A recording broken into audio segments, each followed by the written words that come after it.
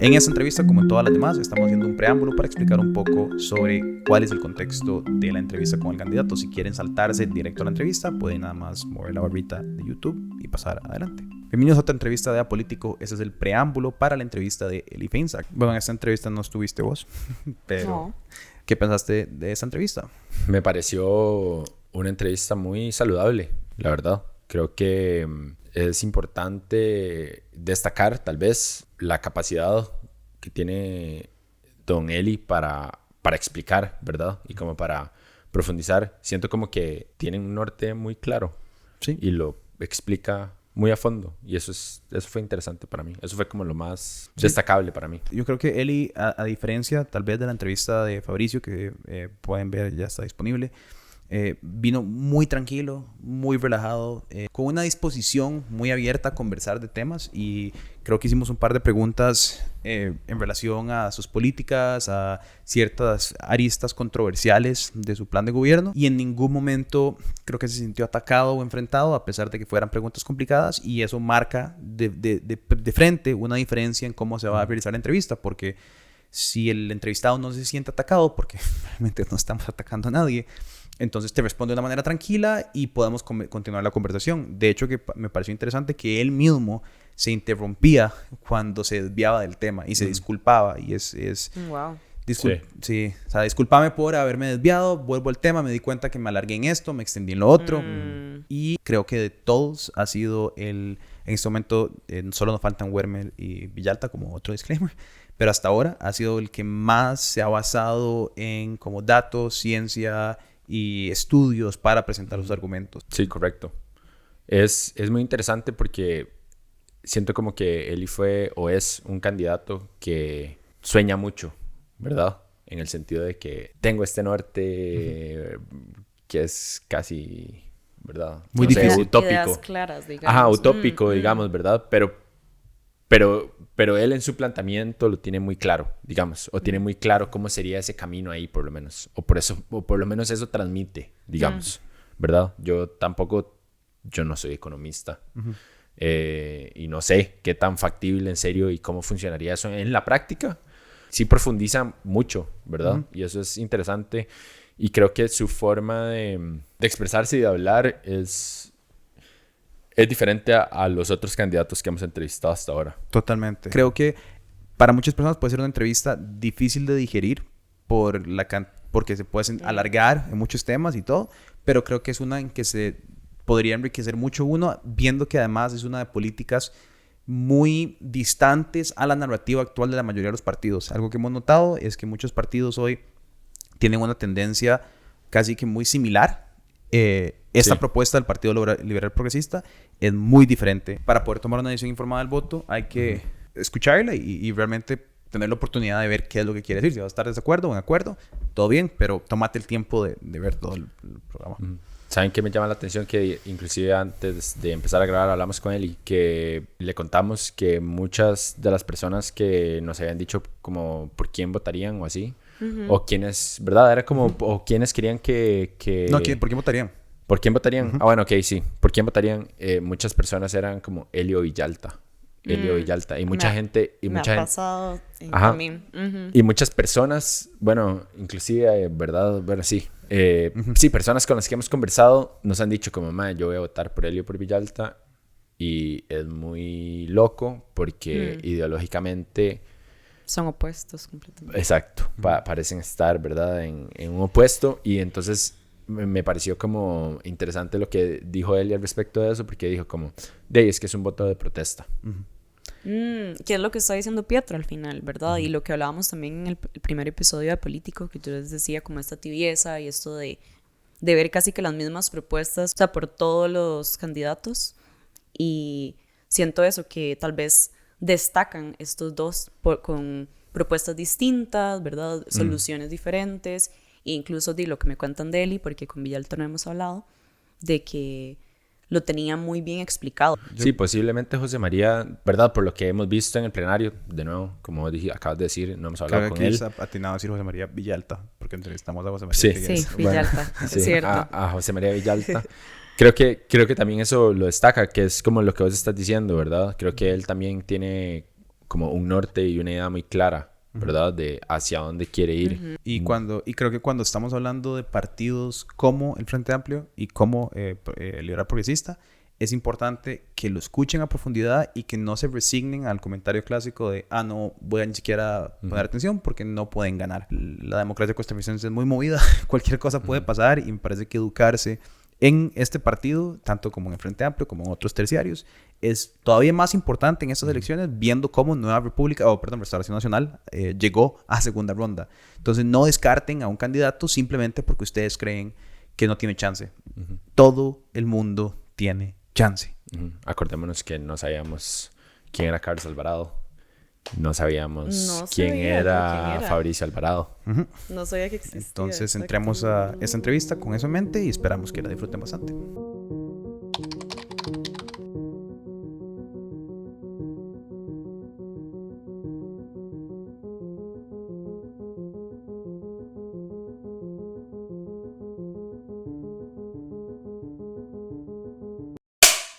Perfecto. Bueno, Angeli, muchas gracias por estar aquí hoy con nosotros. Queríamos empezar preguntándole un poco sobre su destino político. Hoy el Partido Liberal Progresista es un partido relativamente nuevo en el cual no existen grandes bases, como podríamos hablar de un Liberación Nacional, un PUSC. No cuenta con diputaciones ni alcaldías y es una política contraria a lo que uno diría de la socialdemocracia histórica de Costa Rica. Es un escenario que algunos dirían es adverso. ¿Cómo piensa usted que puede llegar a la presidencia y eventualmente ejercer un mandato ante estas circunstancias?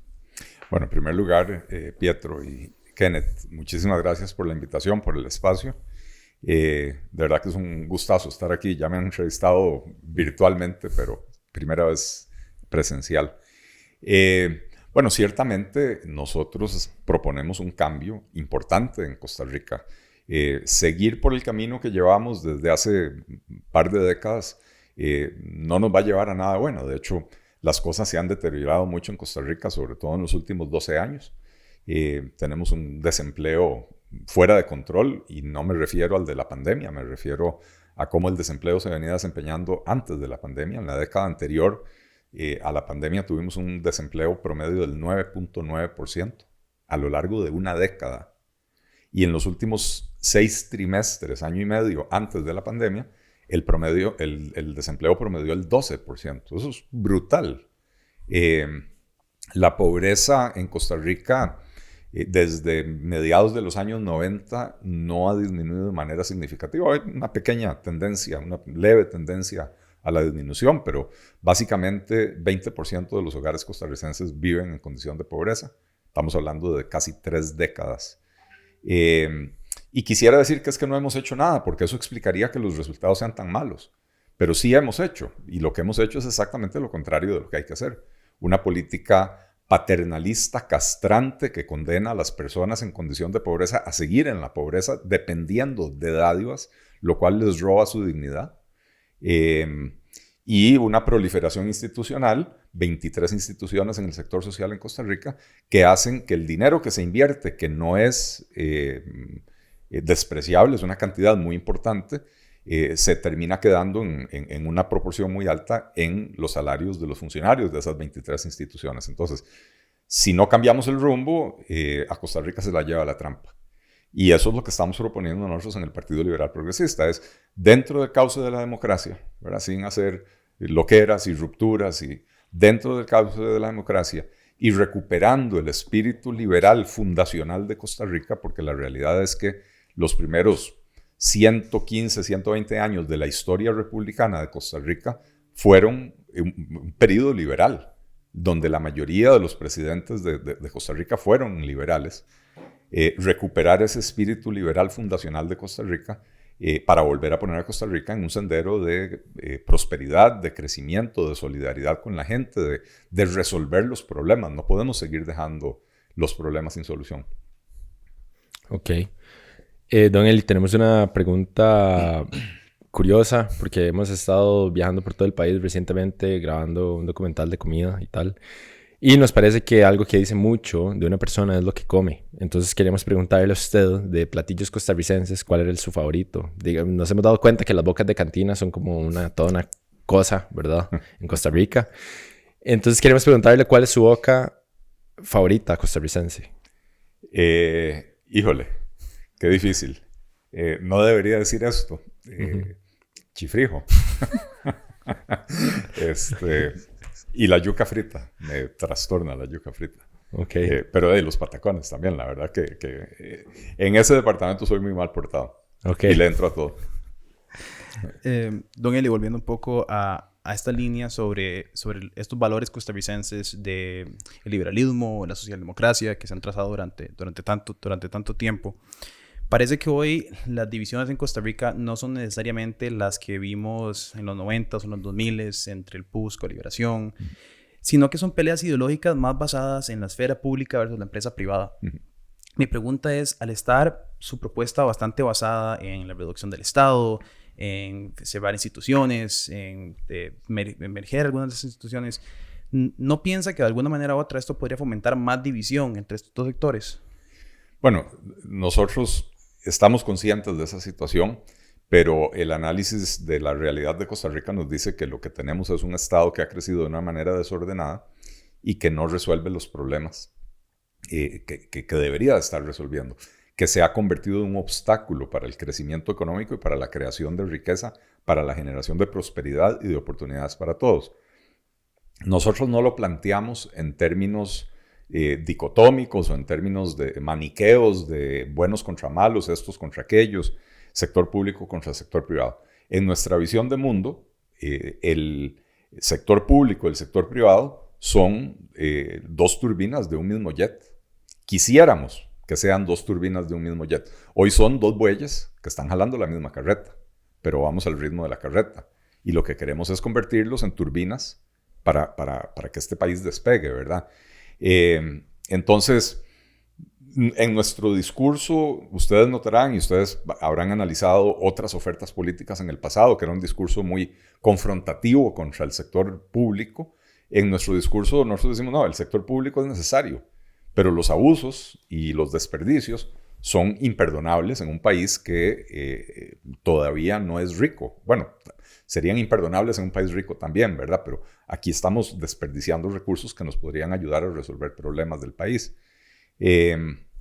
Entonces, nosotros no lo planteamos en términos de despedir funcionarios, por ejemplo. Queremos hacer una reforma estatal profunda donde entendemos que hay muchos funcionarios que hoy están en ubicaciones donde no pueden hacerle un gran aporte a la sociedad costarricense y que más bien se convierten en un obstáculo, pero que podrían estar en ubicaciones donde podrían darle un valor agregado muy positivo a la sociedad costarricense. Y les doy un ejemplo. Si nosotros tenemos 23 instituciones sociales, eso quiere decir que tenemos entre presidentes ejecutivos y ministros 23. Por lo menos unas 15 juntas directivas, 23 departamentos legales, 23 departamentos de recursos humanos, 23 proveedurías institucionales. Usted no necesita 23 de cada una de esas cosas para combatir la pobreza. Entonces, algunos abogados de todo ese montón de departamentos legales van a salir sobrando si nosotros fusionamos esas entidades. ¿Qué hacemos con ellos? No hace falta mandarlos a la calle. Podemos ubicarlos donde hacen falta abogados y veamos ejemplos. El PANI a veces recibe denuncias de niños en condición de riesgo, denuncias que no son investigadas o atendidas oportunamente por más de 2 años. Entonces, para cuando ya la van a atender, ya la situación se volvió incontrolable, ¿verdad? Han sucedido casos de niños que han muerto antes de que llegara el PANI, a pesar de que existían denuncias. Bueno, ahí están haciendo falta abogados. Ahí podemos ubicar algunos abogados. Adaptación social. En adaptación social agarraron la costumbre de, yo creo que más por un tema ideológico que de personal, pero de soltar las golondrinas a la calle sin mayor análisis del expediente. Bueno, ahí están haciendo falta algunos abogados también. En el Ministerio de Obras Públicas y Transportes dan orden de inicio para la construcción de carreteras sin haber expropiado los terrenos necesarios para el desarrollo de la obra. Y la excusa siempre es, no hay suficientes abogados. Entonces, podemos reubicar a los funcionarios a donde vayan a dar un mayor aporte a la sociedad costarricense. Y entonces eso le permite al funcionario también recuperar su dignidad, recuperar el respeto por parte de la población. Lo que queremos es ponerlos a ser útiles, ¿verdad? Y me parece que en ese sentido nuestro mensaje no es confrontacional, sí es mal comprendido. La gente le tiene temor a la palabra cerrar instituciones, o a la expresión, ¿verdad? Cierre de instituciones o fusión de entidades. Pero nuestro objetivo no es despedir funcionarios a tontas y locas, ¿verdad? De hecho, y si ustedes quieren que entremos en eso, podemos hacerlo. Yo puedo demostrar que al Estado costarricense, el problema del Estado costarricense no es la cantidad de funcionarios que tiene. Bueno, tal vez ese tema nos parece súper interesante, la reubicación de diferentes empleados públicos, pero creo que vamos primero como por partes, porque nos interesa también preguntarle sobre esta fusión, cierre, ¿verdad? Forma de reformar de alguna forma diferentes entes estatales, y queríamos saber, ¿verdad? Si usted propone esto, efectivamente, el cierre o la fusión de diferentes entes, queríamos preguntarle puntualmente cuáles y por qué. Ok. Bueno, ahí mencioné una en el ejemplo anterior, ¿verdad? La fusión de las entidades sociales en un solo Ministerio de Bienestar Social. Y ahí básicamente la idea es cortar grasa en la capa burocrática para garantizar que los recursos fluyan hacia los beneficiarios. Porque hoy el 62% de los recursos que se invierten en la política social del país se quedan en planillas. Y nos queda un 38% que no es para la gente pobre. Ese 38% se usa para alquiler de edificios, equipo, mobiliario, cómputo, servicios públicos, flota vehicular, combustibles, ¿verdad? Entonces, al final, lo que le está llegando a la gente pobre del país son migajas. Entonces, ahí lo que se persigue es mejorar la prestación de los servicios que se le brindan a la población en condición de pobreza. Otro que para mí es importantísimo es la creación del Ministerio de la Producción. En Costa Rica tenemos un Ministerio de Agricultura y Ganadería, un Instituto de Pesca y Acuicultura, un Instituto de Turismo, un Ministerio de Industria y Comercio. Estas son todas entidades que lidian con diferentes manifestaciones de la actividad productiva. Entonces, lo lógico es tener un solo Ministerio de la Producción que vele por todos los sectores productivos. ¿Por qué? ¿Cuál es la importancia de esto? Porque ahí no es tanto el ahorro, ¿verdad? Son solo 4 instituciones. Aquí hay un tema de formulación de políticas públicas coherentes. Hoy, al tener esta dispersión institucional, voy a dar un ejemplo, los porcicultores determinan que no pueden competir con la carne importada que entra libre de aranceles y es más barata. Se reúnen con el ministro de Agricultura. El ministro de Agricultura dice, sí, tienen razón, como ustedes no pueden competir con la carne importada, vamos a subir el arancel, es decir, el impuesto a la carne importada. Eso encarece la carne importada y le permite al productor nacional competir. Puede ser que el porcicultor se vaya tranquilo para la casa, pero veamos qué otras reacciones me desencadena esto. Primero pensemos en los industriales que producen embutidos. Su materia prima se encareció. Van a tener que vender el jamón, la mortadela, el salchichón, el chorizo más caro. Van a ir a protestar, pero no donde el ministro de Agricultura. Van a ir donde la ministra de Economía, o de Industria más bien, ¿verdad? Que es la que los representa. Y le van a decir, mire, ministra, la decisión que tomó su colega nos encarece a nosotros la materia prima. Y lo más grave de que nosotros tengamos que vender más caro es que en Costa Rica la principal fuente de proteína animal en la dieta de la gente más pobre es el salchichón. Y esto es un dato cierto, no me lo estoy inventando, ¿verdad? Y entonces cuando usted encarece el salchichón, producto de la protección arancelaria para ayudarle al porcicultor, quien paga los platos rotos de una manera desproporcionada es la gente más pobre del país, ¿verdad? Porque en Costa Rica todos comemos salchichón y a todos nos encanta un gallito de salchichón de vez en cuando. Pero cuando esa es la única proteína animal que usted se puede comer, ese aumento en el precio implica una pérdida de poder adquisitivo de su salario o de su ingreso, ¿verdad? Pero no solo el industrial, los dueños de las sodas y los restaurantes tienen que encarecer el menú, se les dificulta más atraer comensales, ¿verdad? Pobrecito Johnny Araya, ya el casado de 1,000 pesos ahora va por 3,600, ¿verdad? Entonces ya no puede ir a comer tan a menudo. Los hoteleros, atender a los turistas extranjeros en Costa Rica cada día es más caro. Y si hay que encarecer el menú de los restaurantes de los hoteles, entonces también los hoteleros sufren. Si el hotelero sufre el turoperador. sufre el transportista turístico, ¿verdad? O sea, sufren todos en el sector, ¿verdad? Entonces, una decisión para ayudarle al porcicultor me desencadena afectaciones en otro montón de sectores. Si usted tiene un solo ministerio de la producción, cuando el porcicultor pide ayuda, va donde la ministra de la producción, la ministra ya no tiene la salida fácil de aumentemos el arancel, porque sabe que a ella misma le van a llegar los industriales, le van a llegar los restauranteros, los dueños de las suditas, le van a llegar los hoteleros y todo el sector turístico. Y entonces no le va a quedar otra que hacer lo que debieron de haber hecho desde el principio, que es sentarse con el porcicultor y decirle, a ver, señor porcicultor, ¿por qué es que usted no es competitivo? ¿Y qué le va a decir? Mire, hey, ministra, la electricidad es carísima, los combustibles son carísimos, las tasas de interés son altísimas, las primas de los seguros son carísimas, las cuotas de la seguridad social, las cargas sociales me están asfixiando. Y encima de todo hay un montón de otros costos directamente asociados a la actividad y un montón de impuestos que encarecen, me encarecen a mí la actividad de producir, ¿verdad? Entonces, de ahí me están matando. Don Eli, y otros, digamos, como otros ejemplos, no sé, como en el caso de Recope, el caso de la FANAL.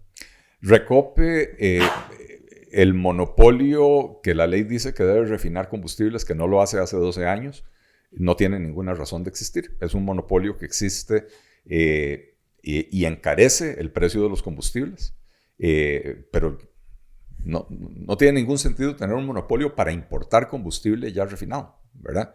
Entonces nosotros sí proponemos cerrar Recope, abrir ese mercado de la importación y rescatar, eso sí, la infraestructura que tiene Recope, que es muy valiosa, el muelle petrolero, el poliducto, los tanques de almacenamiento, de manera que cualquier empresa que quiera importar combustibles pueda utilizar esa infraestructura pagando por utilizarla, pagando un peaje. Y que esas empresas serían todas empresas privadas, no sería una institución del gobierno que administra esos recursos. La administración de la infraestructura se puede concesionar, sería lo más eficiente, ¿verdad? Y esto es una cuestión que una oficina con 25 personas lo puede hacer, ¿verdad? Si lo hacemos con una oficina gubernamental, probablemente serán 50, ¿verdad? Porque lamentablemente así funcionan las cosas en este país. Pero realmente es una oficina pequeña comparada con el tamaño que tiene hoy Recope, ¿verdad? Entonces en el espectro no está reformar Recope para que sea esta oficina, sino que cerrar Recope por completo y crear una oficina nueva. Así es. Que sea administrada por una empresa privada o por el gobierno, o por una empresa privada ciertamente de cierre. Mi inclinación y mi preferencia sería sacar ese servicio a concesión, ¿verdad? O sea, la administración de ese servicio a concesión creo que sería bastante más eficiente, pero estamos dispuestos a negociar ese tipo de detalles, ¿verdad? ¿Y en el caso de la FANAL? La FANAL, hoy, para ser honesto, yo no tengo claro si la FANAL es vendible. Da la impresión de que FANAL tiene más deudas de las que podría pagar con sus propios activos, ¿verdad? Lo cual básicamente hace que no tenga un valor real, ¿verdad? Lo que tiene FANAL muy valioso es la marca Cacique, básicamente, que está siendo pésimamente mal administrada, ¿verdad? Es increíble que una empresa que tiene un monopolio sobre la producción de los licores y que tiene una marca tan bien posicionada como es Cacique, tenga pérdidas. Es impresionante. La gente dice, FANAL hay que rescatarlo porque de ahí se alimenta el CNP. Y no es cierto. En los últimos 4 o 5 años, el CNP ha perdido el 95% de su patrimonio cubriendo las deudas de FANAL, ¿verdad? Entonces, realmente la situación es patética con FANAL. Entonces, FANAL, no hay transparencia. Nadie sabe realmente, y este gobierno no ha hecho ningún esfuerzo por transparentarlo, ¿verdad? Nadie sabe realmente cuáles son los activos de FANAL, cuáles son las deudas de FANAL. Han intentado hacer auditorías y las auditorías vienen llenas de anotaciones donde dicen aquí no se puede determinar cuál es la verdadera situación de esta empresa, pero ciertamente no tiene ningún sentido tener un monopolio para la producción de licores en el país. El Estado produce los licores con los cuales nos convierten en alcohólicos para después ir a atendernos en los institutos que crea el Estado para atender el alcoholismo. No tiene ningún sentido. Entonces usted, perdón, entonces usted, ¿Cuál es su propuesta en relación a la FANAL? Bueno, ojalá que tenga valor de mercado para poder venderla o concesionarla, ¿verdad? Romper ese monopolio, definitivamente. Y la marca Cacique, sí, venderla con una buena ganancia, pues una marca bastante valiosa, ¿verdad? Venderla con una buena ganancia para utilizar esos recursos en las necesidades de la sociedad costarricense. Don Eli, cuando hablamos de estos cierres, ¿cuál es esa línea de tiempo en la que consideramos? Porque, bien usted lo dice, el gobierno de Costa Rica tiene una serie de trabas institucionales, tenemos problemas en la Asamblea de conciliar un proyecto de ley en el cual la mayoría están de acuerdo. Si estamos hablando de reformas enormes, como son los cierres de instituciones de derecho, de golpe, ¿qué tiempo consideran ustedes dentro del partido podría tomar en sus propuestas cerrar el Recope, cerrar la FANAL y crear esos cambios institucionales? Bueno, son ciertamente reformas complejas que no pretendemos que van a estar listas de la noche a la mañana. Parte del trabajo que nosotros hemos hecho es determinar no solo cómo se debe reformar el Estado, sino en qué orden ir haciéndolo. Y uno tiene que empezar con las reformas de menor resistencia, de menor oposición, para ir construyendo confianza en torno a ese tipo de reformas. Por ejemplo, nosotros proponemos fusionar el Ministerio de Economía con el Ministerio de Planificación Económica y con el Ministerio de Hacienda. No hace falta tener 3 ministerios económicos. No sé si ustedes se acuerdan quién es la ministra coordinadora del equipo económico, ¿verdad? Pero coordina el equipo económico, pero absolutamente nadie le hace caso. Y no es un problema de la actual coordinadora del equipo económico. Esto es un problema que viene desde hace 15 o 20 años, que a quien nombran de coordinador no tienen ninguna autoridad sobre los demás ministros, ¿verdad? Entonces se resuelve ese problema de coordinación. Ahora, ¿quién va a salir a la calle a protestar para que preservemos el Ministerio de Hacienda? Yo quiero ver eso. Yo creo que ni Albino Vargas se atreve a salir a protestar para la preservación del Ministerio de Hacienda porque son las joyas de la abuela que hay que conservar, ¿verdad? Entonces, esa es una primera reforma que nosotros podemos empezar, que es de relativamente poca resistencia, que se podría lograr más o menos rápidamente y empezar a ir construyendo esa confianza. No sé si ustedes se acordarán, estaban muy jóvenes cuando fue lo del TLC, que aquí se decía que aquí iban a venir los gringos en helicópteros y de alguna manera se iban a llevar el agua de Costa Rica. Iban a desviar los ríos de Costa Rica para que todos desembocaran en el Potomac, ¿verdad? Carambadas insensatas absolutamente, que lamentablemente una buena proporción de la población se la tragó. Bueno, hoy aquí estamos, 14 años después de que se aprobó el TLC y el agua no se la han llevado, ¿verdad? Entonces sí es importante poder demostrar que este tipo de reformas no persiguen destruir el Estado Social de Derecho, no persiguen dejar centenares o miles de personas en la calle, ¿verdad?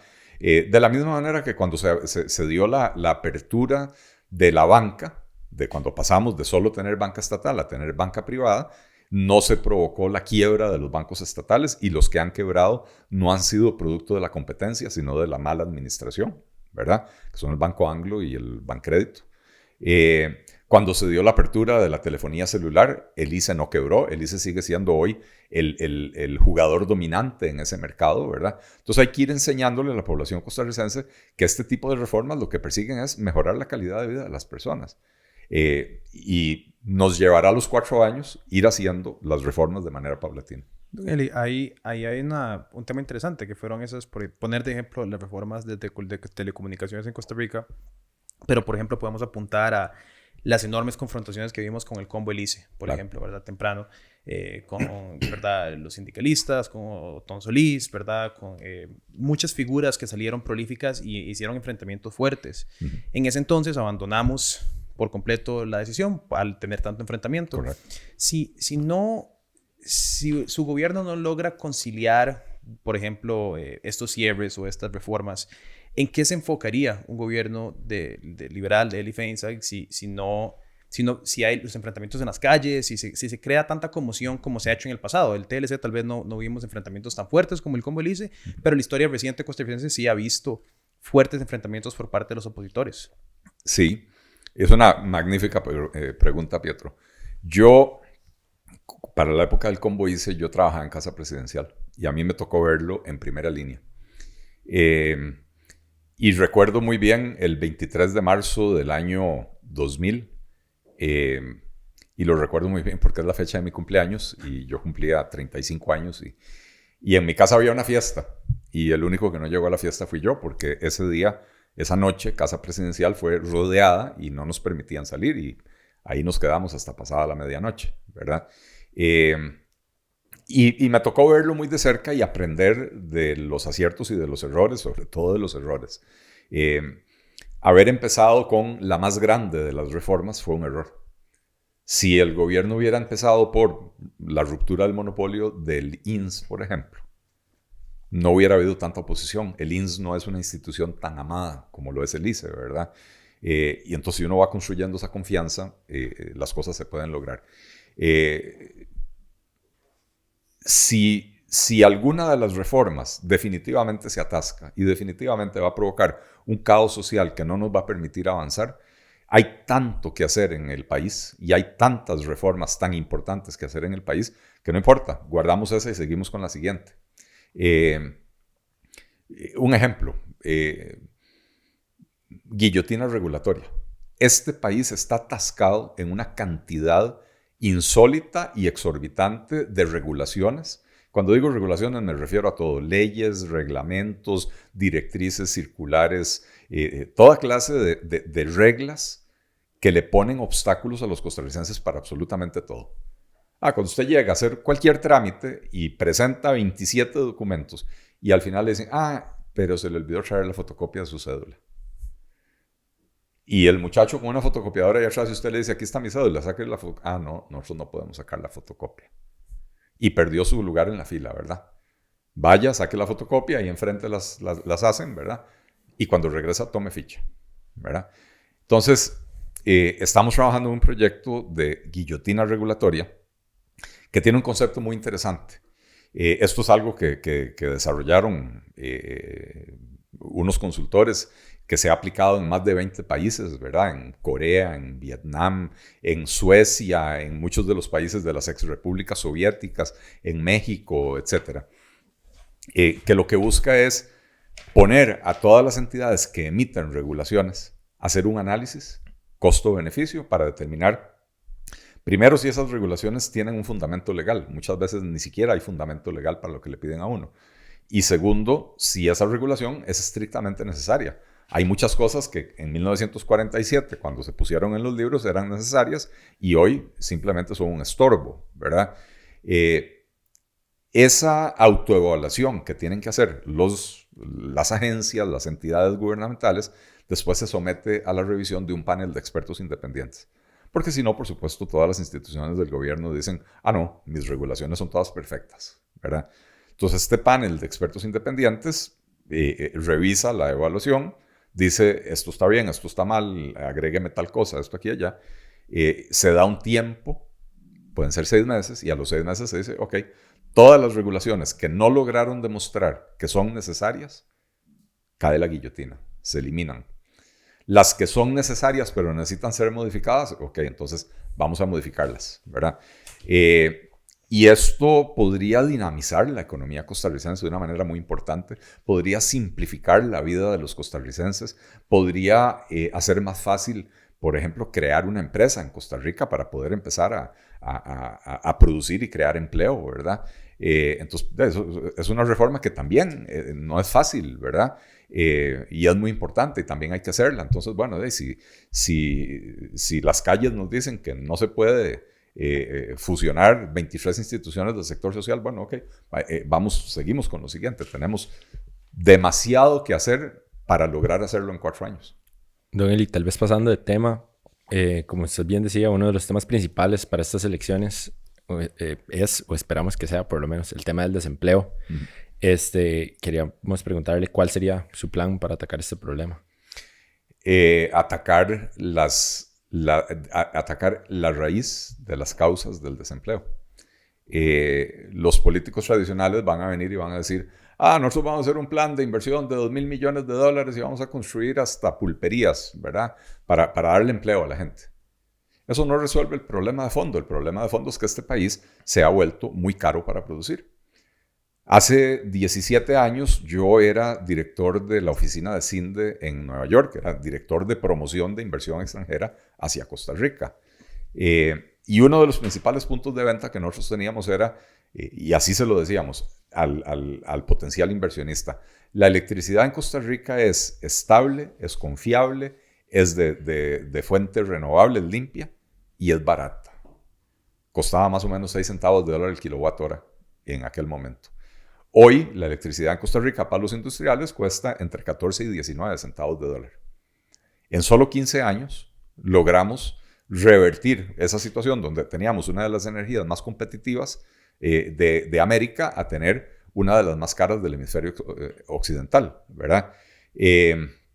Entonces hay que romper el monopolio del ICE. Pero hoy, más importante que la ruptura del monopolio, porque el ICE hoy tiene una capacidad instalada terriblemente sobrada. Entonces, aunque usted abra a la competencia, no van a llegar grandes inversiones a poner más capacidad instalada. Más importante que la apertura, en este caso, hay 2 reformas que son muy importantes. Una es, hay una oficina que se llama el Centro Nacional de Control de Energía. Esa oficina es la que decide todas las mañanas a dónde va a comprar la energía que se va a distribuir en el país. Y entonces esa oficina hoy la controla el ICE. Entonces, por supuesto, siempre compran de primero la energía generada por el grupo ICE. Lamentablemente, la energía generada por el grupo ICE en general es la más cara. La energía generada por los generadores privados, la energía generada por las cooperativas, por las empresas municipales, es más barata. Entonces, si usted saca ese centro de control del ICE, lo convierte en una oficina independiente cuyo mandato legal es comprar la energía al mejor postor, entonces se ven obligados primero a comprar la energía más barata y solo al final rellenar lo que haga falta con la más cara. Eso cambia por completo el cóctel de precios y entonces nos baja el precio del combustible, de la electricidad. Otra reforma muy importante es la del cumplimiento de las normas internacionales de información financiera. El ICE hoy utiliza un truco contable mediante el cual deprecia sus plantas en 12 años. Pero una planta generadora de electricidad, dependiendo si es eólica, si es hidráulica, lo que sea, una planta de electricidad puede tener una vida útil de 50, 75, 100 años. Al depreciarla a lo largo de los primeros 12 años, lo que están haciendo es metiendo todo el costo de esa planta en las tarifas de los primeros 12 años. Por eso las tarifas son tan altas en Costa Rica. Entonces, las normas internacionales de información financiera le exigen al ICE registrar contablemente las plantas de acuerdo a su vida útil, ¿verdad? Y entonces tendrían que depreciarla a lo largo de la vida útil. Y entonces el impacto en las tarifas se daría una disminución inmediata de las tarifas del ICE, ¿verdad? Entonces esas 2 reformas hoy serían más efectivas para bajar las tarifas que la apertura del mercado.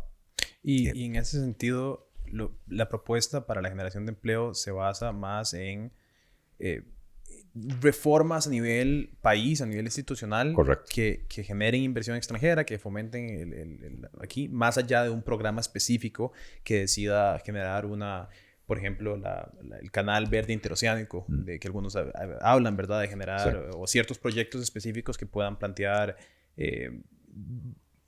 movimientos de empleo directo, digamos, o que se asimilan, que se dicen que serían de esa manera.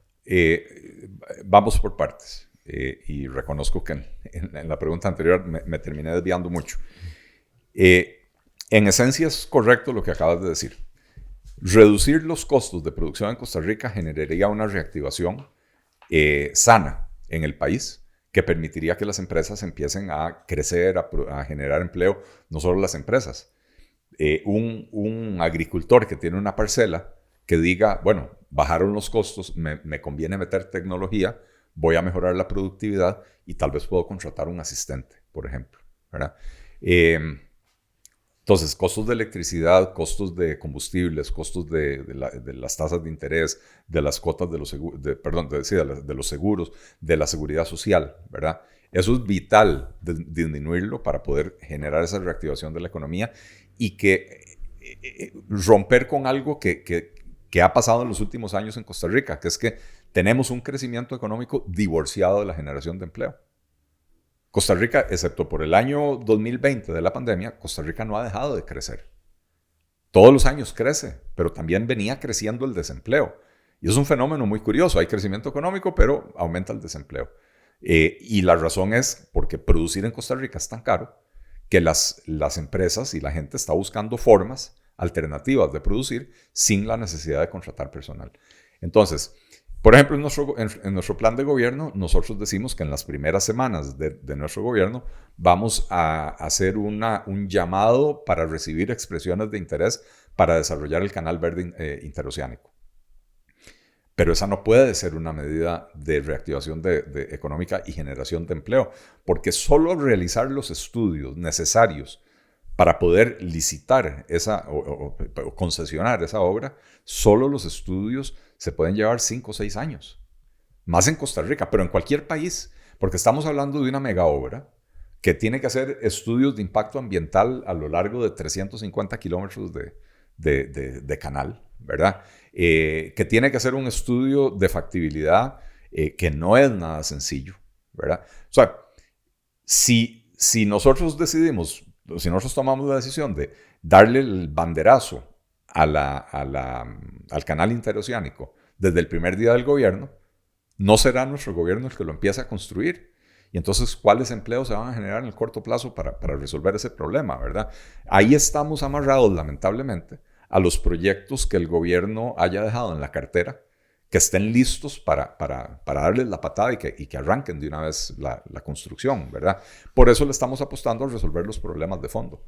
Don Eli, y una pregunta en cuanto a generación de empleos de calidad, porque hay personas que están sobrecalificadas, ¿verdad? Muchos trabajando en call centers, por poner un ejemplo. ¿Qué propone usted en su gobierno para encontrar un trabajo para estas personas que están preparadas, que fueron a la universidad? El grueso del desempleo en Costa Rica es precisamente la gente que no tiene esas cualidades, ¿verdad?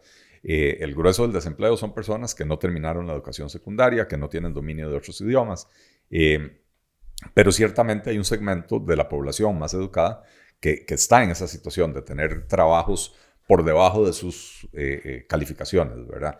Y nuevamente, lo que necesitamos hacer es volver a Costa Rica un destino barato, un país donde producir sea barato, para que la inversión extranjera que ama a Costa Rica pueda venir en mayores cantidades. Nosotros tenemos una propuesta, por ejemplo, para modificar los incentivos, hacer más atractivos los incentivos para llevar zonas francas afuera de la gama.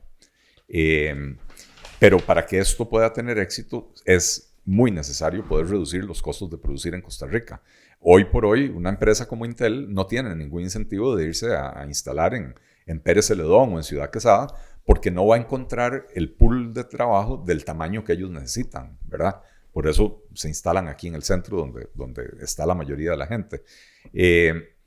También tenemos en nuestro plan de gobierno una propuesta para dar becas a las personas en condición de desempleo, subempleo, que ahí caen las personas que están, digamos, universitarios, que están manejando Uber o que están en un call center, ¿verdad? Están subempleados. Son personas que están empleadas por debajo de su capacidad. Personas en condición de desempleo, de subempleo y de pobreza, ¿verdad?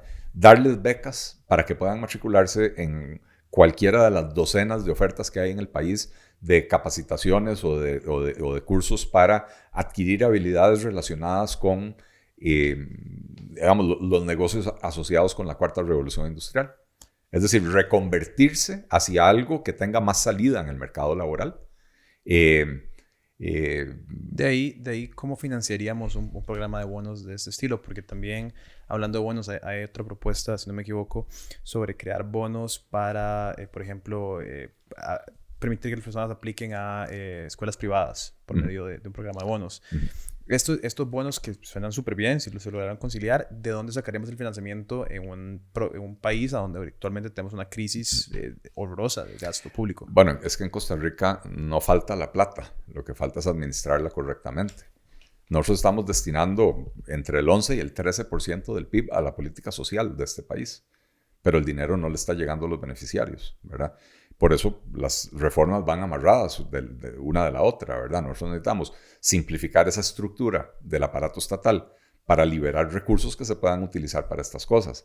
Por eso decía yo, fusionar entidades para garantizar que los recursos fluyan hacia los beneficiarios. Entonces, todo esto es sin aumentar el gasto público, es simplemente racionalizando el gasto para permitir que los recursos le lleguen a quienes deberían de ser los beneficiarios de los programas, que es a quienes no les está llegando hoy, ¿verdad? Entonces, de cierta manera, no se está planteando necesariamente una disminución de las labores del Estado, es una redistribución de las mismas. Así es. O sea, no pretendemos eliminar los servicios que da el Estado, excepto en aquellos casos donde está comprobado o se compruebe que son programas que ya no cumplen ningún objetivo, ningún cometido, ¿verdad? Pero en términos generales, lo que queremos hacer es condicionar las ayudas que reciben las personas, por ejemplo, en condición de pobreza, a que se matriculen en cursos que les permitan reincorporarse al mercado laboral. Es decir, dejar de regalar la plata. La gente que recibe la plata regalada o la beca para la beca alimenticia para sus hijos o lo que sea, a cambio de nada, se acostumbran a recibir la plata a cambio de nada. Y entonces no tienen el incentivo para salir de la pobreza, para superarse. En muchas ocasiones lo que pasa es que más bien las reglas del sistema los obligan a quedarse en la condición de pobreza. La red de cuidado infantil. Esto para mí es una de las barbaridades más acabadas que yo he visto. La red de cuidado infantil tiene una regla que si la madre, usualmente la madre, ¿verdad? En 98% de los casos, si la madre consigue trabajo formal y le pagan más que el salario mínimo, ya no tiene derecho al cuidado de sus hijos. Y entonces se le castiga el conseguir trabajo. Si la muchacha se queda en la casa viendo la telenovela o limpiando el piso o lo que sea y manda a los chiquitos al Secudi, perfecto, se lo reciben. En el momento en que ella consigue un trabajo, si le detectan que consiguió el trabajo, pierde el derecho a tener el niño ahí. Entonces, ¿qué es lo que le estamos diciendo a esa muchacha? Quédese en la casa viendo la telenovela. Entonces, nosotros ese tipo de cosas las queremos cambiar para que las ayudas que brinda el Estado las reciban quienes las tienen que recibir, pero primero sin castigar a quien finalmente obtiene un trabajo, pero ayudando a las personas que hoy están desempleadas porque no tienen el skill set necesario para obtener un buen trabajo, ayudándoles a obtener ese skill set. Y por eso condicionar la ayuda a que se matriculen en la infinidad de cursos que existen para ese tipo de cosas. Don Eli, yo tengo una pregunta sobre las personas que están planteando reposicionar a nivel nacional y que esos trabajadores que usted dice, bueno, un abogado que no funciona en una institución, que tal vez pueda llegar a otra. Bien sabemos que el Estado puede ser muy, muy bueno y podemos ser muchas organizaciones, pero el Estado no necesariamente es un empleador perfecto. No podemos asumir que todas esas personas van a conseguir un empleo necesariamente. ¿Qué se hace con estas personas? Con esas personas que tal vez tienen una edad ya más avanzada, no se pueden reacoplar o simplemente no quieren, también es muy posible. Y no lo digo necesariamente en términos de eficiencia o de gestión, ¿verdad? Pero sino más, ¿qué pasa con su estado laboral y su seguridad económica? Porque si bien ustedes dirían en la economía liberal, bueno, no es responsabilidad del Estado velar necesariamente por todo el mundo, o no sé si lo dirían, pero ¿qué hacemos con esas personas que no pueden laborar o no quieren o no pueden reacoplarse en otro sector económico del Estado? Bueno, yo creo que eso será en la minoría y ya ha sucedido en el pasado, digamos, cuando se tomó la decisión de reducir Habdeba, ¿verdad? Y de la mano de eso se tomó la decisión de pagarle a las personas por el retiro anticipado, ¿verdad? De permitirles, por ejemplo, una pensión anticipada o ciertas ayudas para que se puedan sostener durante algunos años hasta completar las cuotas necesarias para poder pensionarse, ¿verdad? Y tenemos que preguntarnos, y yo tengo la respuesta clara, ¿verdad? Muchas veces es más eficiente para el Estado mandar a esas personas para la casa recibiendo esa ayuda para obtener la pensión anticipada, que mantenerlos en un puesto donde no están dándole un valor agregado a la sociedad, ¿verdad? Porque agilizar el funcionamiento del Estado puede traducirse en crecimiento económico por la vía de una mayor eficiencia. Mantener la ineficiencia del Estado, porque pobrecitas esas personas, nos puede hacer más bien perder crecimiento económico y perder un montón de oportunidades afuera en el sector privado, que es el que financia estas ineficiencias, ¿verdad? Entonces, de cierta manera, si hay un plan para asumir la responsabilidad de estas personas que no necesariamente se puedan acoplar, viendo en esta explicación que usted da que no necesariamente es un número grande de personas, entonces no se desampararían esas personas, se acoplaría algún tipo de plan para que eso suceda. Exacto. No pretendemos venir a provocar un caos social. Yo podría decir, bueno, vamos a cerrar todo ese montón de instituciones y los que sobran, y que se vayan para la casa. Bueno, eso sería la garantía de que las reformas propuestas no avancen. Y la política, el tipo de política que a mí me gusta hacer no es testimonial, no es simplemente pararme aquí a decir ideas locas que teóricamente suenan muy lindas, pero que en la práctica tienen 0% de probabilidad de llevarse a cabo, sino que yo quiero mover a este país en la dirección correcta, en la que yo considero que es la dirección correcta, y en el Partido Liberal Progresista consideramos que es para donde tiene que ir. Don Eli, y una pregunta en este tema de reubicar a personas. ¿Qué tan factible es legalmente? Digamos, si una persona trabaja en X ente estatal, moverlo a otra, eso me imagino que implicaría un proceso como de despido y recontratación, ¿verdad? No.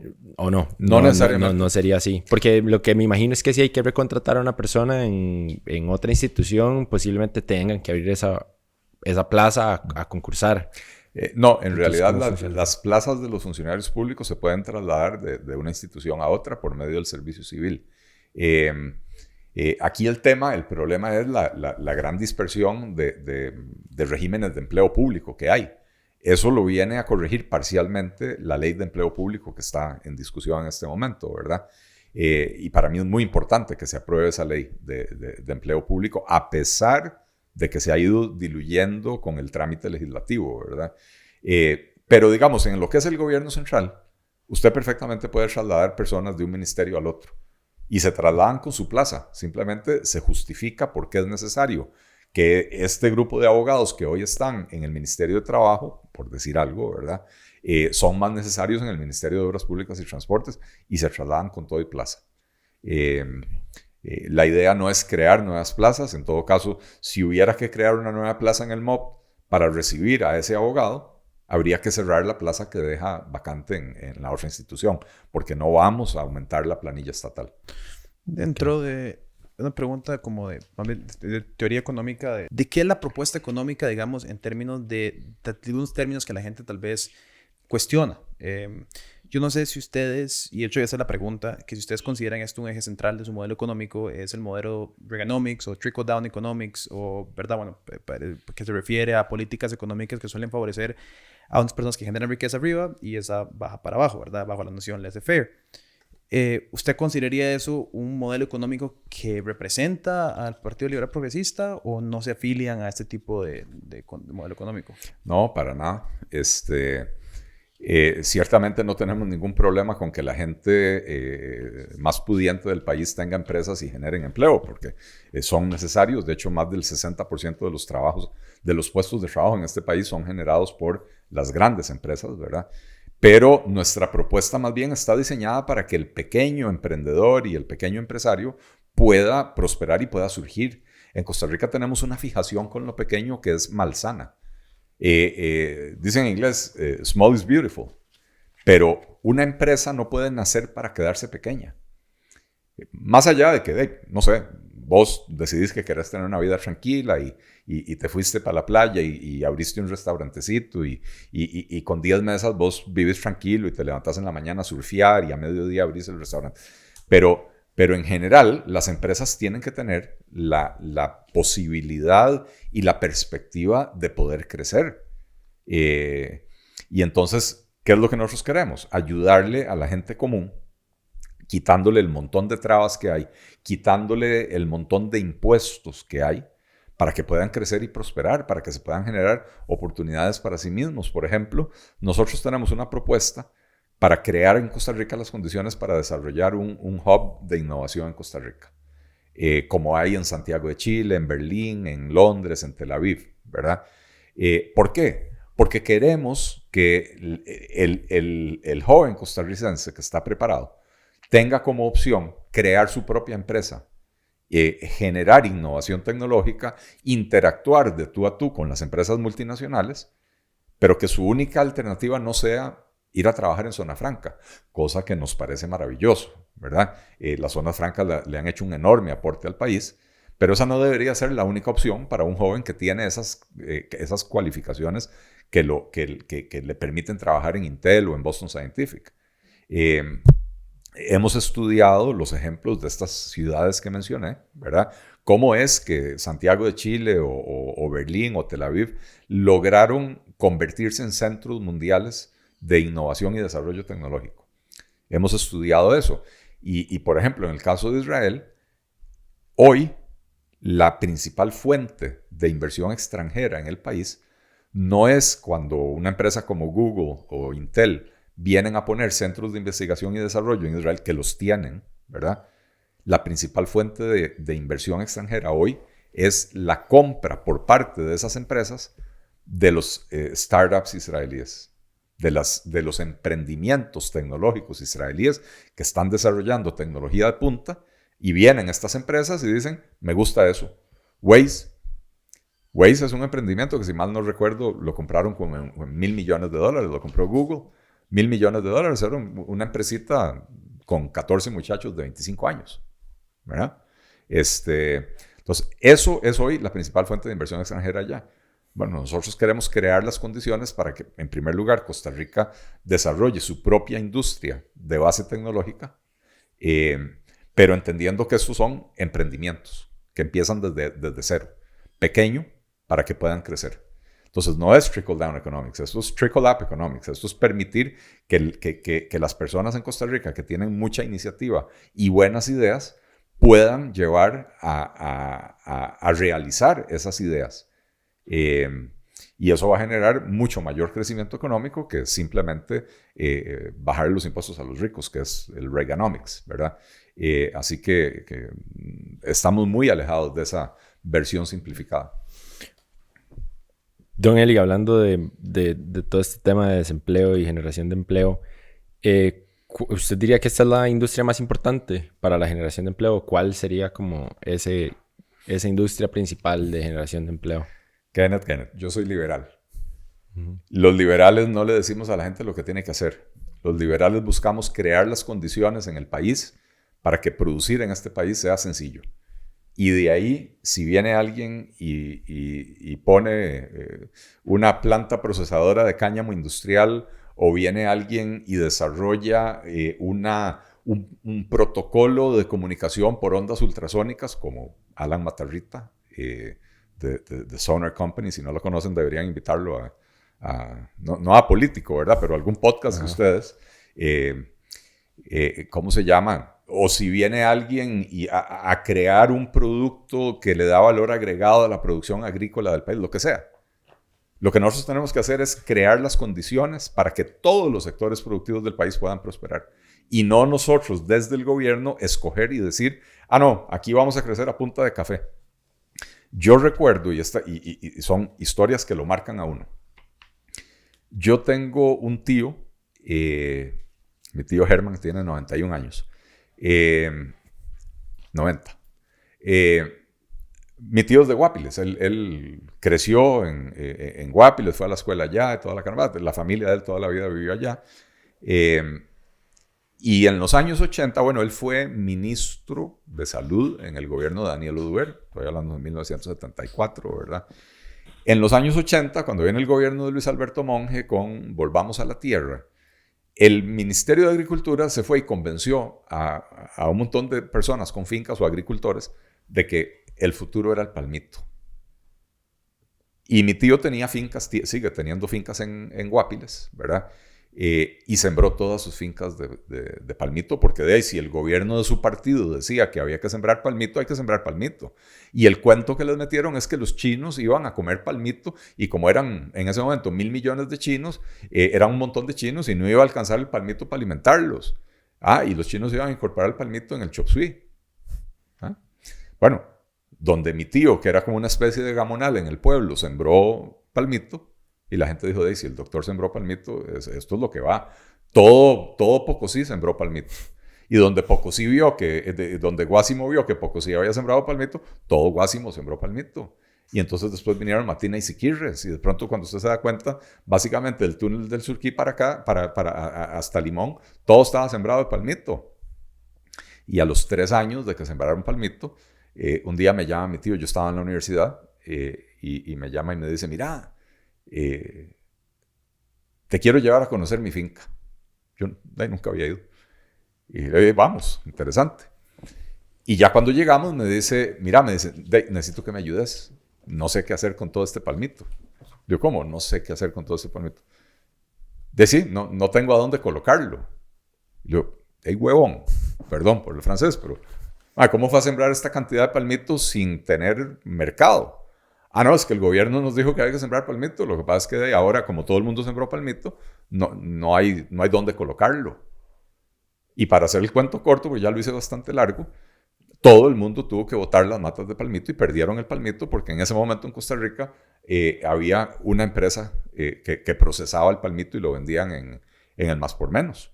Y no había, para la cantidad que se sembró, no había mercado. Y por supuesto los chinos no le metieron palmito al chop suey. Entonces el gobierno no tiene que decirle a la gente lo que tiene que producir. El gobierno le tiene que crear a todas las personas las condiciones para que lo que ellos decidan producir bajo su propia responsabilidad tengan la probabilidad de tener éxito. Hay un tema dentro de la producción y yo creo que dentro de las filosofías liberales que alimentan preocupaciones en cuanto al medio ambiente. Hay muchas personas que piensan que entre más se permita o se sea el Estado permisivo, que eso se va a traducir a ser permisivos con los abusos del medio ambiente. Yo tengo una pregunta que si usted considera las acciones de proteccionismo del medio ambiente como una prioridad para un gobierno liberal. Sí, y de hecho uno de los 5 ejes del plan de gobierno que anunciamos recientemente es precisamente un ambiente sano que sea compatible con el desarrollo económico. Lo que creemos es que hay que cambiar el enfoque de las cosas, ¿verdad? Aquí en Costa Rica nos encanta lo que en inglés llaman el grandstanding, ¿verdad? O el virtue signaling. Entonces vamos a Glasgow a decir que nosotros somos los más cargas y que hacemos las cosas más innovadoras y toda la carambada, pero mientras tanto tenemos la cuenca hidrográfica más contaminada de todo Centroamérica. Tenemos una contaminación del aire en el Valle Central voraz, ¿verdad? Entonces, andamos tratando de resolverle al mundo el problema del cambio climático, entendiendo como el problema del cambio climático el tema de las emisiones, donde Costa Rica aporta el 0,0013% de todas las emisiones del mundo, ¿verdad? Y no hemos hecho absolutamente nada, por ejemplo, en temas de adaptabilidad y resiliencia. Nuestra infraestructura no está adaptada al cambio climático. Y entonces cada vez que se viene un aguacero más fuerte de lo común, estamos perdiendo puentes, estamos perdiendo tramos de carreteras, se nos deslavan las laderas de las montañas, perdemos un montón de casas, ¿verdad? Entonces nuestro enfoque es para darle más, digamos, considerando la adaptabilidad al cambio climático, porque el cambio climático es una realidad con la que tenemos que vivir. Pero sí tenemos que entender que la frase desarrollo sostenible está compuesta de 2 vocablos. Si no hay desarrollo, no es sostenible. Si es pura conservación sin pensar en las necesidades humanas, no va a haber esa conservación, porque la gente se va a meter clandestinamente a los parques nacionales a extraer oro, a cazar animales o a botar árboles, porque la gente necesita comer de algo, ¿verdad? Entonces, sí creemos que para que la gente modifique sus patrones de conducta, tiene que haber incentivos económicos que les digan, que les den la señal de que comportarse de una manera responsable y respetuosa con el medio ambiente tiene que valer la pena para ellos. Dentro de eso está la consideración de explorar o explotar recursos naturales como el oro o el gas o el petróleo. Bueno, en nuestro plan de gobierno claramente decimos que estamos en contra de la explotación del petróleo y del gas natural. El oro creemos, o los recursos minerales en general, creemos que sí pueden ser aprovechados de una manera responsable y estamos proponiendo modificaciones en el Código de Minería para para poder hacerlo de esa manera. La catástrofe que provocamos en Cruzitas es precisamente el resultado de esa política inconsciente de la conservación a cualquier precio. Si se hubiera permitido el aprovechamiento ordenado de ese recurso, jamás se hubiera provocado el desastre ambiental que se provocó en Cruzitas, ¿verdad? Y creo que la historia es muy rica, la historia de la humanidad es muy rica en ejemplos de que las prohibiciones no funcionan. Desde la prohibición del guaro en Estados Unidos, bueno, del licor en Estados Unidos, ¿verdad? Todas las políticas públicas que lo que persiguen es la prohibición de las drogas. No hay una guerra más ineficaz, yo creo que no ha habido una guerra más ineficaz en la historia de la humanidad que la guerra contra las drogas, ¿verdad? Entonces, esas prohibiciones terminan en catástrofes. Minería a cielo abierto, en el caso de Cruzitas específicamente, pero fuera de Cruzitas en general, ¿se consideraría? La minería a cielo abierto no necesariamente, ¿verdad? Por eso digo, creo que hay formas responsables de aprovechar los recursos. Confieso que yo no soy técnico experto en esa materia, ¿verdad? Entonces, no sé exactamente cuáles son las tecnologías que permiten el aprovechamiento de una manera más responsable, pero existen en el mundo. En nuestro equipo de plan de gobierno tenemos 2 o 3 geólogos expertos en la materia que, ¿cómo se llaman? Sí, nos dicen que se pueden aprovechar estos recursos sin provocarle un daño al medio ambiente, ¿verdad? O con un daño controlable y mitigable al medio ambiente, ¿verdad? Entonces... Y en materia marítima, en cuanto al aleteo, por ejemplo, Costa Rica hoy es el 6º país exportador de aletas de tiburón y según un decreto pronunciado en el gobierno de Luis Guillermo Solís, los tiburones no son vida silvestre, sino en vez una especie comercial. ¿Está usted de acuerdo con este decreto? ¿Y qué haría? ¿Revertiría? ¿Resolvería? ¿Cómo haría Eli Feinsack? Plantear una pregunta desde la más absoluta irresponsabilidad de un gobernante tan irresponsable como Luis Guillermo Solís es una maravilla para el que la tiene que contestar, ¿verdad? El tiburón no debería ser una especie comercial. Sin embargo, la regulación del tiburón en Costa Rica es la típica regulación que nos encanta en Costa Rica, donde de la boca para afuera decimos vamos a protegerlo y en realidad lo que creamos fue una regulación donde estamos haciendo así, ¿verdad? Como que no vemos, pero estamos viendo. Se estableció que en la pesca comercial de palangre, a la pesca de palangre se le permite un porcentaje de pesca incidental, que no puede superar el 15% del total de esa pesca, ¿verdad? Y entonces, ellos llevan 40 toneladas y de esas 40 toneladas, hasta 6 pueden ser pesca incidental. Y la realidad es que hoy están activamente buscando tiburón, porque tiene mercado aquí en Costa Rica, ¿verdad? También están activamente buscando especies que tampoco deberían de ser de interés comercial, como el marlin, el pez vela, etcétera, ¿verdad? Y lo que pasa es que al final de cuentas aletean en el barco, llevan al puerto los troncos, ¿verdad? Los cuerpos de los animales, y ya una vez que usted tiene el cuerpo ahí es muy difícil saber si eso era un marlin, era un tiburón, era lo que sea. Entonces ahí se pasa gato por liebre a lo loco. Entonces ese porcentaje de pesca incidental definitivamente tiene que ser reducido, tiene que ser eliminado, y en el caso específico del tiburón, la protección, ¿cómo se llama? Para esa especie. En términos de agroquímicos, Costa Rica hoy es el importador número 1 de agroquímicos en el mundo y somos de los que más utilizamos estos. De hecho, que según Estado de la Nación, la importación había aumentado un 37% en los últimos 5 años. ¿Qué haría usted? Hoy es un recurso que los piñeros usan abiertamente, que los arroceros, ¿verdad? ¿Cómo se enfrentaría usted a corregir o absorber este problema que tenemos hoy con los agroquímicos en el país? Ese es otro tema de esos que uno dice, ¿quién diantres está pensando en las regulaciones de este país? Resulta que desde hace aproximadamente 15 años, en Costa Rica no se permite el registro de nuevas moléculas, o sea, nuevos agroquímicos. Entonces, estamos obligando a nuestros agricultores a utilizar agroquímicos de vieja generación. Eso es como que ustedes para desarrollar este proyecto tuvieran que usar iPhone 4 en vez de cámaras y toda la carambada, ¿verdad? Porque no les permitimos algo más moderno, ¿verdad? Entonces, desde hace 15 años no se permite la inscripción de nuevos agroquímicos. Estamos obligando al agricultor costarricense a utilizar agroquímicos de vieja generación que son más dañinos para el medio ambiente, más nocivos para la salud humana, incluyendo la del agricultor y la del consumidor, y menos eficaces, lo cual obliga al agricultor a utilizar mayor cantidad. Hoy existen agroquímicos de nueva generación que son menos contaminantes, menos nocivos y más eficaces, con lo cual habría que utilizar menos cantidad, con lo cual podríamos importar menos agroquímicos, más inteligentemente.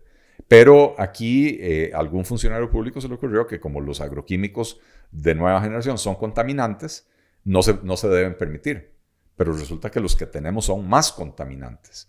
Y eso, bueno, eso se resuelve abriendo ese registro de agroquímicos, homologando los reconocimientos de los agroquímicos que hagan Estados Unidos y la Unión Europea, ¿verdad? Permitir que un agroquímico que ya tiene la inscripción en Europa se pueda utilizar aquí en Costa Rica. Lo más grave es que a algunos productores costarricenses les estamos cerrando mercados, porque hay mercados que ya no permiten el ingreso de producto que haya sido tratado con los agroquímicos que estamos usando en Costa Rica. Don Eli, en cuanto a transporte privado, ¿considera usted importante que el próximo gobierno incentive el uso de vehículos que no utilicen combustibles fósiles? ¿Cómo ve usted desde su óptica este tema? Yo sí creo que es una meta válida de política pública fomentar el uso de tecnologías limpias. Fui muy crítico del mamarracho de ley que se aprobó para incentivar los vehículos eléctricos. Escribí un artículo en La Nación antes de que se aprobara, diciendo, yo sé que las motivaciones de quienes proponen este proyecto de ley son beneficiosas, las motivaciones, pero este proyecto de ley está tan mal diseñado que no va a dar los resultados. El proyecto de ley, en la motivación, ¿cómo se llama esa? La introducción que traen las leyes, una carambada de motivación, no sé qué. Uh-huh. Decía que el objetivo de la ley era que a lo largo de 5 años se sustituyeran 100,000 vehículos de combustión por vehículos eléctricos. Por los vehículos contemplados en esa ley. Hoy estamos terminando el 4º año de aplicación de la ley. El gobierno dice que se han inscrito aproximadamente 4,500 vehículos eléctricos. Pero cuando uno revisa la lista, 3,000 de ellos son carritos de golf. O sea que lo que hemos logrado a lo largo de 4 años son 1,500 vehículos. Entonces, voy a reiterar, yo sí creo que es un objetivo válido de política pública fomentar el uso de tecnologías limpias, pero el diseño de la política pública tiene que hacerse con el cerebro y no con el trasero, como hicieron esa ley, ¿verdad? Para empezar, esa ley lo que hizo fue tratar de escoger una tecnología ganadora. Ellos dijeron solo vehículos eléctricos o híbridos recargables. No, mentira. No. Solo vehículos eléctricos, ¿cómo era? Excluyeron a los híbridos y excluyeron a los de hidrógeno. Yo, como dije anteriormente, yo soy liberal. Yo a usted no le voy a decir si usted tiene que usar Android o iPhone. Yo a usted no le voy a decir si usted tiene que usar Betamax o VHS. Y yo a usted no le voy a decir si usted tiene que usar un vehículo de hidrógeno, un vehículo eléctrico, un vehículo híbrido recargable. El mercado es el que va a decidir cuál tecnología es la que va a ganar. Bueno, ese proyecto de ley trató de definir de antemano cuál era la tecnología ganadora. Y le apostaron a una tecnología que todavía hoy sigue siendo muy cara como para masificar el uso de esos vehículos en un país como Costa Rica. Así que con leyes redactadas con el trasero realmente muy difícil avanzar. Y en cuanto a transporte público, buses o taxis, ¿habría alguna motivación para pasar esos a energía renovable? Sí, nuevamente entendiendo las limitaciones de la tecnología y los altísimos costos que todavía hoy representan, ¿verdad? Yo creo que es importante reconocer que Todavía estamos en la etapa en que debemos estar promoviendo tecnologías de transición y no forzar la utilización de tecnologías que todavía comercialmente no han llegado al punto, digamos, de masificación, ¿verdad? Un bus eléctrico puede costar el doble de un bus de combustión o hasta más, y eso se reflejaría en las tarifas de los usuarios, ¿verdad? La solución que han propuesto hoy las concesiones de buses duran 7 años, y la solución que están proponiendo es duplicarles la vida, llevarlas a 15 años. Ninguna batería de bus eléctrico dura 15 años. Ninguna batería de carro eléctrico dura 15 años. Y entonces, ese bus eléctrico, al cabo de cierto tiempo, hay que hacerle una reinversión enorme para que pueda seguir funcionando. Hay que cambiar la batería, ¿verdad? Y entonces, los costos pueden ser muy elevados todavía en esta etapa.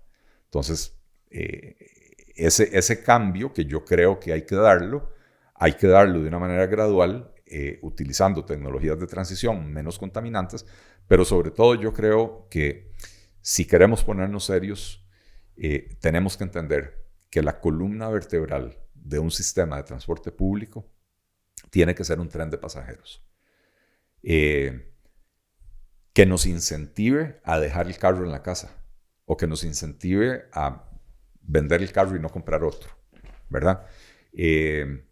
Yo tuve la suerte de trabajar en Nueva York, en Manhattan, 2 años. Yo me iba al trabajo en bus. Yo adentro de Manhattan me movía en el metro, en el subway, ¿verdad? Y nunca me hizo falta el carro. ¿Por qué? Porque tenés un servicio que es perfectamente confiable. El bus que pasaba por mi casa, yo tenía que agarrar el de las 7:03 porque me dejaba a las 7:50 y yo entraba a mi oficina a las 8 y me daba perfecto. Si yo llegaba a la parada a las 7:04, el bus ya se había ido, ¿verdad? O sea, no era para ticos el sistema, ¿verdad? Y muy rara vez se atrasaba ese bus. Muy rara vez. Entonces, si usted tiene un sistema de transporte público confiable, de calidad, donde la gente puede ir cómoda, la gente va a ir dejando el carro en la casa. Entonces, ¿hay un plan de su gobierno para realizar un proyecto de movilización de ese tipo? Ahorita estamos viendo el tren eléctrico, que recientemente ya se está probando. ¿Cómo se podría expandir? Porque además el tren eléctrico, digamos, está atacando cierta población de la GAM, pero al final está movilizando a muy poca gente. Nosotros, por eso dije, la columna vertebral debe ser un tren eléctrico, no este tren eléctrico. Este proyecto es otro de esos proyectos redactados con el trasero, ¿verdad? ¿Por qué? Porque en la prisa por dejar algo hecho y poder ponerle una plaquita y que diga tal presidente inauguró esta carambada, ¿verdad? O tal presidente puso la primera piedra, que eso es lo que le encanta hacer a los políticos tradicionales de este país. ¿Qué dijeron? Bueno, agarremos las vías existentes, el derecho de vía existente, y diseñemos el tren a lo largo de ese derecho de vía. Ahora, pongámonos a analizar. El derecho de vía existente es de un tren construido hace 150 años. Tanto el tren al Atlántico primero y al Pacífico después fueron construidos o empezados a construir en la década de 1870. Hace 150 años, 140, 150 años. El diseño de esos trenes se hizo para sacar producto del Valle Central a los puertos, al Pacífico y al Caribe. No se hizo pensando en movilizar personas. Pero además, en 1870, Costa Rica, San José y la GAM no tenía la población que tiene hoy. Un tren que no toque puntos como Desamparados, Alajuelita, Atillo, Guadalupe o Goicoechea, Tibás, no tiene ningún sentido. Ahí es donde vive el grueso de la población. Si usted no les resuelve a esas personas el problema de movilidad y los obliga a tomar un bus para entrar al centro de San José, no ha resuelto absolutamente nada. Entonces, este tren no funciona. Un tren bien pensado y un tren bien diseñado debería ser la columna vertebral de un sistema de transporte público. ¿Y hay un plan efectivo para tren que usted menciona, uno que sí pase por estas zonas, que podamos costear ante la situación financiera que tiene el país actual? Bueno, en este momento nosotros no tenemos ese tren diseñado. Lo que hicimos fue analizar la propuesta que hizo el gobierno para llegar a estas conclusiones. Y ciertamente, cuando nosotros lleguemos a gobernar, replantearemos ese proyecto para poder hacer algo que no nos va a tocar inaugurar a nosotros, pero algo que tenga sentido, algo que resuelva los problemas de movilidad. El tren no es para tomarse una foto el día de la inauguración, el tren es para resolver problemas de movilidad urbana. Y entonces, en ese sentido, hay que trabajarlo, ¿verdad? Yo quería saltar a un tema que creo que a muchos les llama la atención. Quiere saber, don Eli, si usted promovería un Estado laico. Yo creo que el Estado debe ser laico, pero no creo que esa debe ser una prioridad en este momento. Me parece que caer en ese tipo de temas que polarizan a la población y que nos llevan a elegir entre Guatemala y Guatepeor en las elecciones, porque esos temas se tienden a inclinar hacia los extremos, ¿verdad? Y el que no esté dispuesto a asumir una posición extrema en la campaña política, pierde en ese contexto, ¿verdad? Entonces, pongamos prioridades. Yo pertenezco a una religión absolutamente minoritaria en este país. Yo nunca he sido discriminado por mi religión. Hay carambadas raras. Hoy en la mañana comentaba con mi periodista que está aquí presente. Yo tengo dos títulos de matrimonio. Yo me tuve que casar por lo civil porque mi matrimonio religioso no es reconocido por el Estado costarricense. Entonces, en ese sentido uno dice, el Estado debería ser laico, debería ser ciego ante las creencias de las personas. Todos los matrimonios deberían de ser reconocidos o todo el mundo debería de casarse por lo civil y cada uno con su fe dentro de su fe, ¿verdad?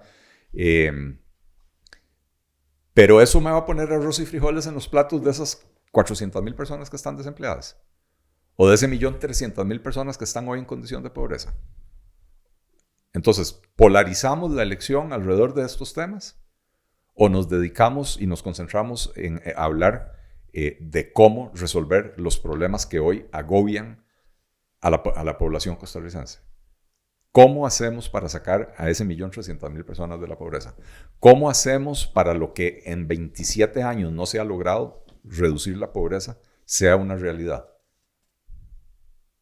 Y no tiene nada que ver con este tipo de temas. Yo quería preguntarle, don Eli, sobre un tema que tal vez no se menciona mucho y no es necesariamente un eje central, pero que resulta interesante, es sobre las relaciones con Centroamérica. Centroamérica ahorita está pasando un momento muy complicado. El gobierno, la dictadura de Daniel Ortega acaba de reinstaurarse con las elecciones fraudulentas. En El Salvador tenemos a Nayib Bukele diciendo que es el dictador del mundo mundial.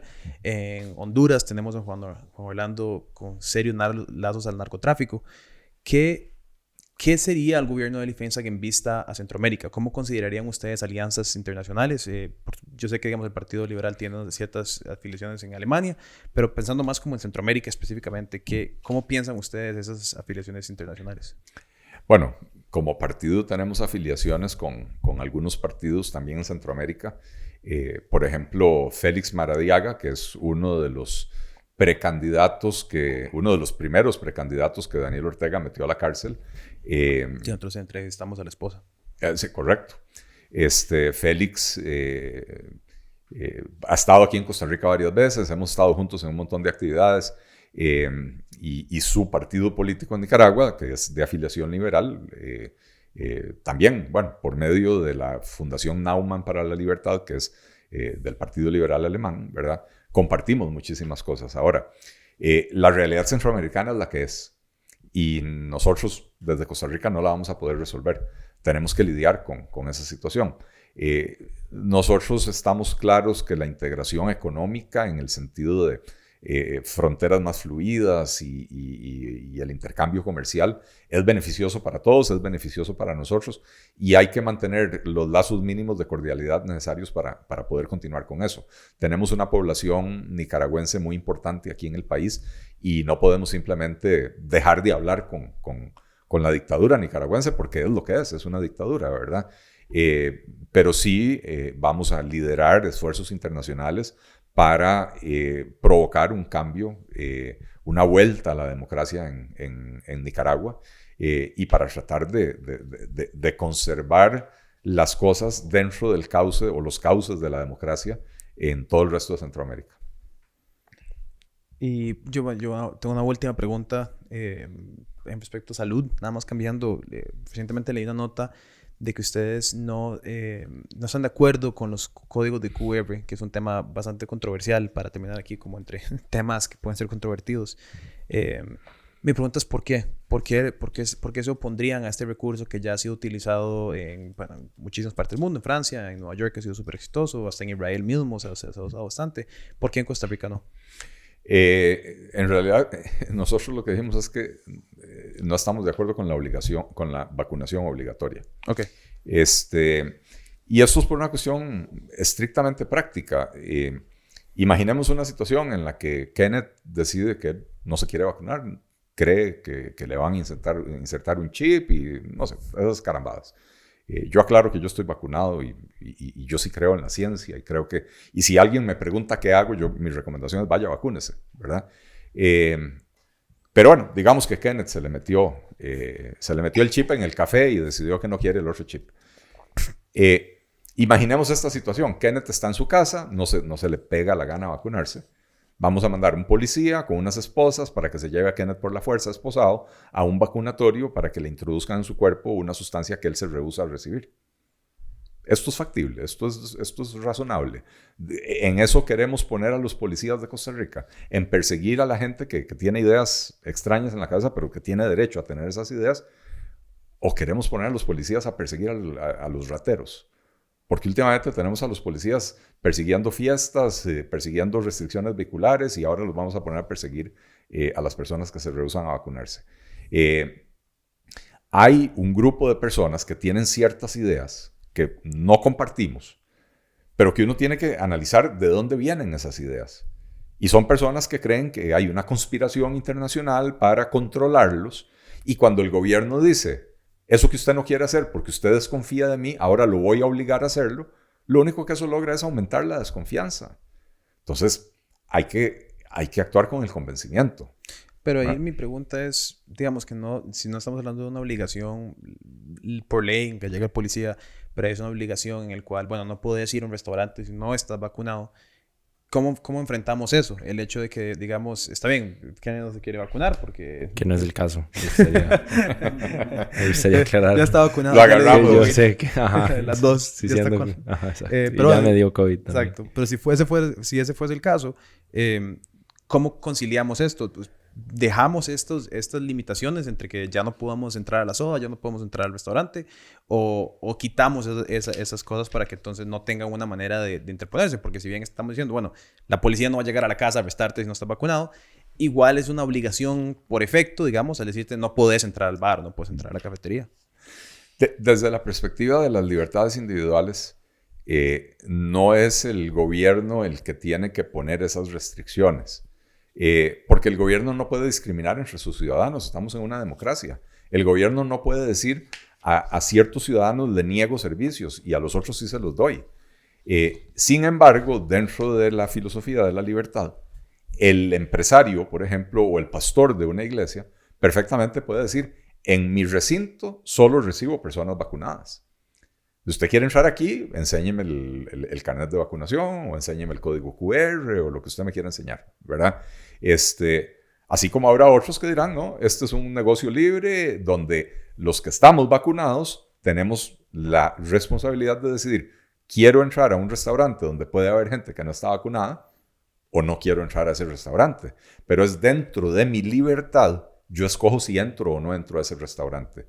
Y dentro de la libertad del empresario, del comerciante, del restaurantero, del dueño del salón de eventos, decidir si él o ella quiere que su lugar de culto, de eventos, de fiesta, sea un lugar solo para vacunados, ¿verdad? Entonces, es muy distinto cuando es el gobierno imponiendo una obligación que es violatoria de libertades individuales, a que sean los ciudadanos ejerciendo su libertad los que decidan cómo manejar el asunto. ¿No cree que existen a veces momentos en los cuales la seguridad o la personal, digamos en general, interpone esos derechos? Yo pienso tal vez un comparativo similar podría ser, uno no puede manejar sin cinturón.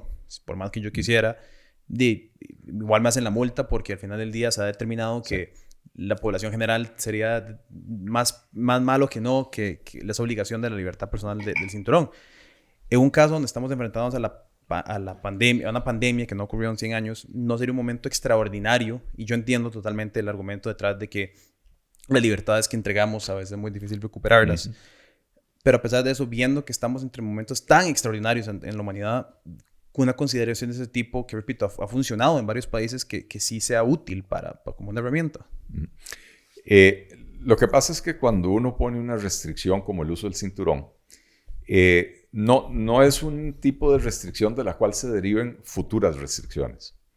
Esta discusión, por cierto, yo la tuve con Otto Guevara hace 20 años, cuando él era diputado y yo era viceministro de Transportes, y estábamos promoviendo una reforma a la ley de tránsito para exigir el uso del casco en los motociclistas y el uso del cinturón en los carros. Y yo le decía a Otto, o sea, vos de verdad querés que tu partido sea recordado como el partido que se opone a estas carambadas, ¿verdad? Es un poco extrema la posición.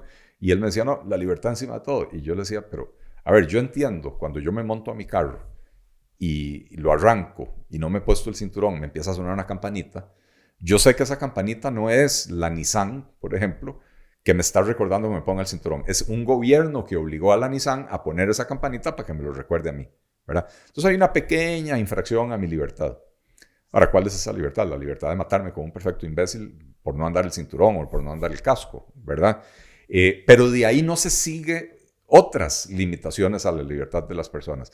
En cambio, cuando a vos te exigen inscribir tus datos personales, privados de tus aspectos de salud en una base de datos centralizada, porque hay una diferencia enorme entre Estados Unidos, donde no hay una base de datos centralizada. Además, Estados Unidos ni siquiera tiene un sistema de cédulas de identidad, ¿verdad? Donde haya un repositorio central de los datos de las personas, ¿verdad?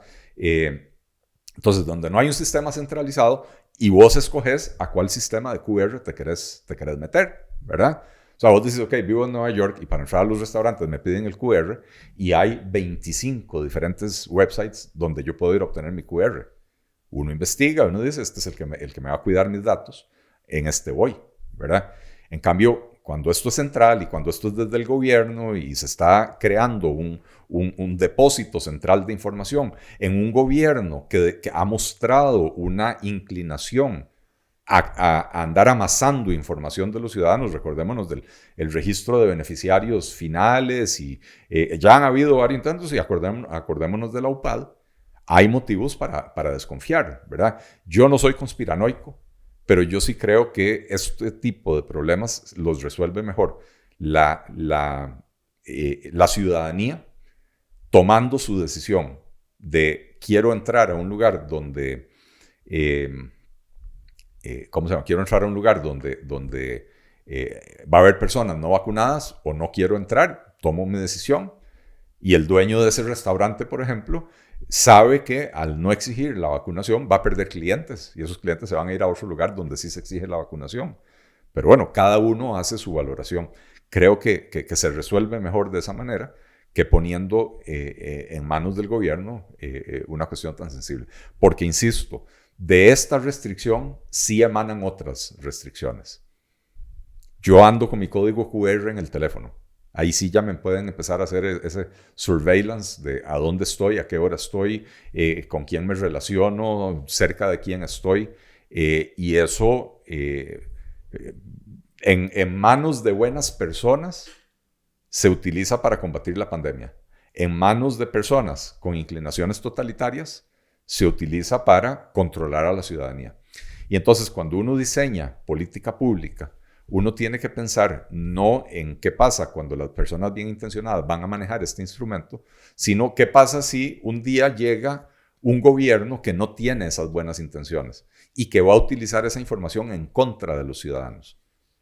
Y ese es el litmus test que uno tiene que establecer. Uno no puede crear hoy, a la luz de la emergencia, regulaciones que en 5 años nos vamos a estar lamentando porque nos limitaron libertades mucho más fundamentales. Don Eli, lo que le iba a decir más bien es, tenemos 3 cámaras para que usted le dé su mensaje, tal vez en esta la mejor, a por qué Costa Rica debería de votar por un Eli Feza en el próximo gobierno. Ok. Costa Rica arrastra problemas de hace muchísimos años que los políticos tradicionales crearon y han dejado sin resolver. Alrededor de 400,000 personas desempleadas, 1 de cada 4 ticos viviendo en condición de pobreza desde hace casi 30 años, desempleo altísimo, ¿verdad? Y los demás partidos políticos lo que están proponiendo es variaciones de una misma receta, que es la receta de seguir haciendo lo mismo de siempre. El Partido Liberal Progresista y Eli Feza, que estamos proponiendo las soluciones reales para dejar atrás esos problemas, para crear oportunidades para todos los costarricenses, para resolver los problemas y devolverle a Costa Rica la prosperidad que necesita para darle esas oportunidades a todos los ciudadanos. Yo los invito a que nos investiguen en la página plan.liberal.cr, está nuestro plan de gobierno. Hay una herramienta interactiva bastante chiva que le permite a usted buscar, ya sea por ejes temáticos o buscar por palabras clave, para que investigue los temas que a usted más le interesa de nuestra propuesta, o pueden bajar el documento completo en PDF.